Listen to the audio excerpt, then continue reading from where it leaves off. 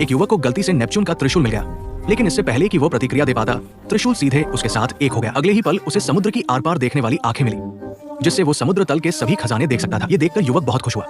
इस समुद्री क्षेत्र के बचाव अधिकार पाने के लिए उसने अपनी पारदर्शी आंखों का उपयोग करके एक रहस्यमय सीप ढूंढ निकाली। फिर उसने उसमें से 30 लाख मूल्य की एक पन्ना अंगूठी निकाली और उसे उत्तरी सागर काउंटी के बासुंग बॉस को उपहार के रूप में दे दिया। युवक को इतना समझदार देखकर बॉस बासुंग ने ब्लैक शार्क से कहा कि वो रात में युवक को एक अतिरिक्त चिकन लेग दे, लेकिन युवक ने कहा कि उसे चिकन लेग नहीं चाहिए। तो तुम्हें क्या चाहिए?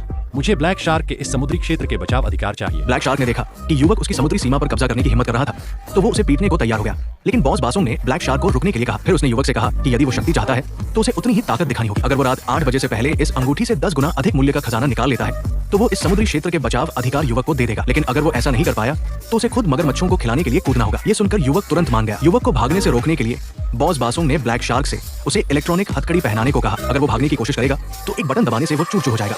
लेकिन उन्हें नहीं पता था कि युवक का तो जाने का कोई इरादा ही नहीं था। आखिर समुद्र तल में अरबों रुपए का डूबा हुआ खजाना छिपा था और जब तक वो पूरा बाहर नहीं निकाला जाता तब तक वो बिल्कुल नहीं जाएगा। फिर वो बचाव जहाज चलाकर गहरे समुद्र क्षेत्र में आ गया। इसके तुरंत बाद उसने अपनी पारदर्शी आंखों का उपयोग करके बाहर निकाला।